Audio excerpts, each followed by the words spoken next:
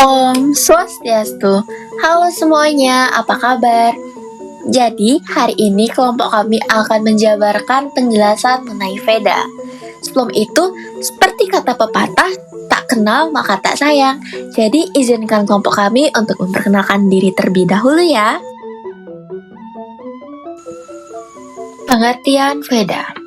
Veda adalah kitab suci agama Hindu yang dianggap sebagai sumber ajaran agama dan wahyu dari Tuhan atau Brahman. Veda berasal dari bahasa Sanskerta, Vid yang berarti tahu atau pengetahuan.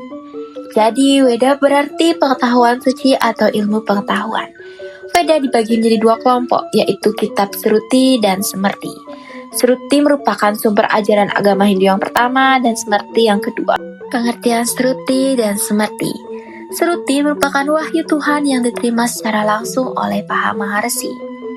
Smrti merupakan berdasarkan ingatan dan pemahaman maharsi tentang Veda Sruti.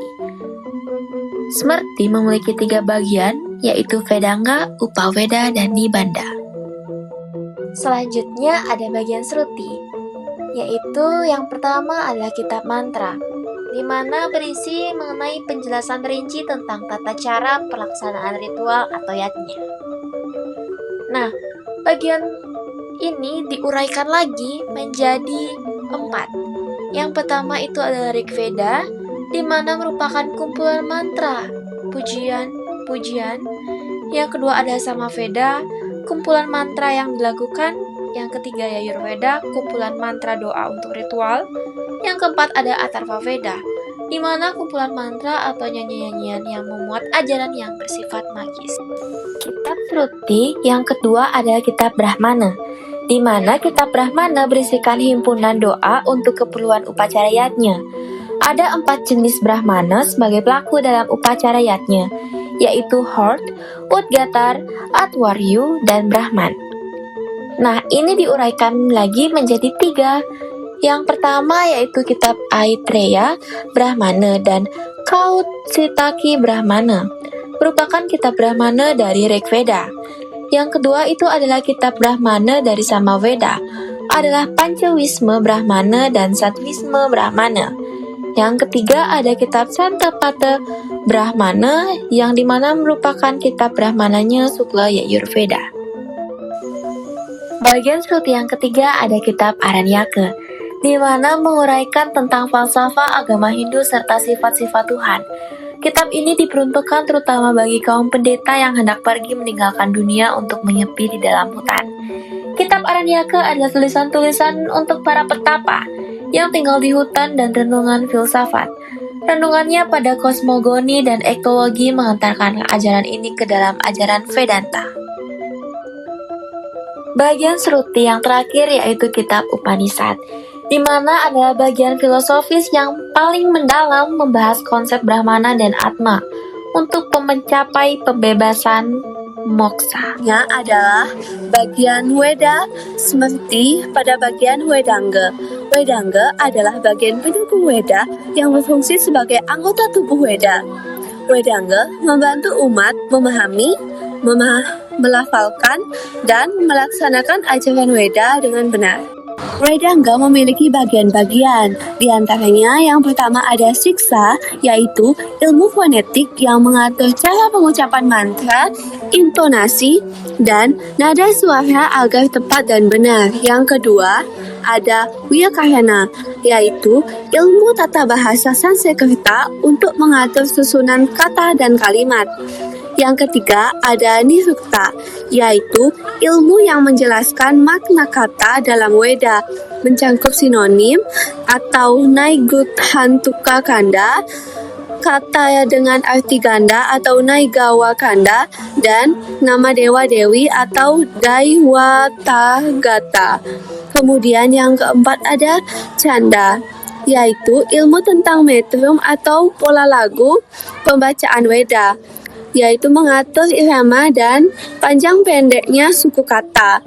Kemudian yang kelima ada Jyotisa, yaitu ilmu perbintangan untuk menentukan waktu yang tepat dalam pelaksanaan upacara. Kemudian yang keenam atau yang terakhir yaitu aturan Kalpa atau aturan pelaksanaan upacara agama mencangkup upacara besar atau Srauta Sutra, kemudian upacara keluarga atau Gria Sutra, dan aturan kehidupan Dharma Sutra, dan aturan arsitektur suci atau Silpa Sutra. Ada bagian Smerti, Upaweda. Upaweda merupakan pengetahuan yang dekat dengan Weda atau merupakan Weda tambahan, berfungsi untuk menerapkan ajaran Weda dalam kehidupan sehari-hari. Bagian Upaweda, yang pertama ada Itihasa.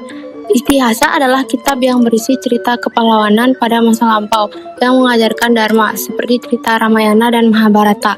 Yang kedua ada Purana, adalah sejarah kuno. Purana menceritakan cerita dua dewa dan raja-raja dan resi-resi kuno. Ketiga ada Ayurveda. Ayurveda merupakan kitab yang berisi ilmu kedokteran. Ayurveda secara etimologi berasal dari kata ayur yang berarti hidup dan Weda yang berarti ilmu pengetahuan. Yang keempat ada Arthasastra. Arthasastra merupakan ilmu tentang politik dan tentang pemerintahan. Yang kelima ada Gandharva Weda. Gandharva Weda merupakan ilmu tentang musik, seni suara, dan tari. Yang keenam ada Kama Sastra. Kitab ini memuat ilmu tentang rasa, asmara, seni, atau rasa indah.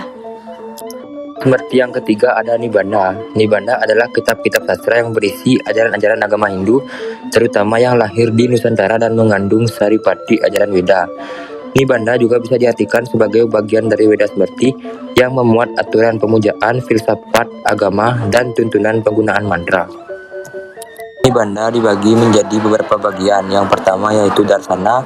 Darsana merupakan sistem filsafat Hindu, Purva Mimamsa dan Uttara Mimamsa, yaitu dua aliran utama dalam filsafat Mimamsa.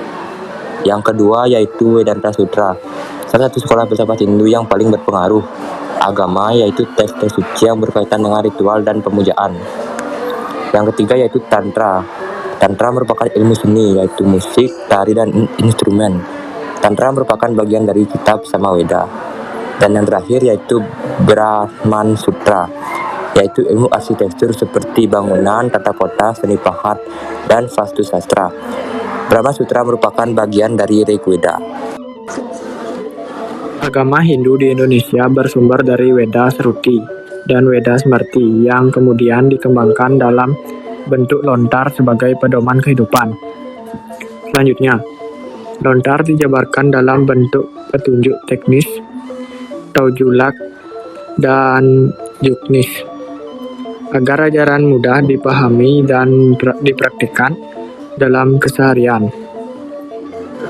Hal ini diwujudkan melalui pancayatnya atau Vedayatnya, Trayatnya, Rasiyatnya, Wisyayatnya, dan Buddhayatnya, yang mencakup tiga kerangka ajaran Hindu, yaitu tatwa atau landasan filsafat, susila atau etika dan moral, serta acara pelaksanaan upacara. Dalam praktiknya, ajaran Hindu juga berpegang pada prinsip desa kala patra, yaitu penyesuaian pelaksanaan ajaran dengan tempat, waktu, dan keadaan. Prinsip ini menegaskan bahwa meskipun dasar ajaran bersumber dari Weda, penerapannya tetap fleksibel sesuai kondisi sosial budaya masyarakat. Dengan demikian, Hindu di Indonesia bersifat adaptif, kontekstual, dan tetap relevan sepanjang zaman. Itulah pemaparan materi mengenai Veda dari kami. Jadi, setelah kita mempelajari materi tadi, kita dapat menyimpulkan bahwa agama Hindu di Indonesia merupakan hasil pengembangan dari Weda Sruti dan Smrti yang diteruskan melalui lontar, dijabarkan dalam pancayatnya, serta diperhatikan dengan tatwa, susila, dan acara. Dengan berlandaskan desa Kalapatra, Hindu di Indonesia dapat terjaga kemurniannya, sekaligus mampu menyesuaikan diri dengan kebudayaan lokal dan dinamika kehidupan modern. Begitulah materi yang kelompok kami sampaikan. Ada yang mengatakan bahwa cuci tangan sampai bersih, cukup sekian dan terima kasih. Om Santi Santi Santi Om.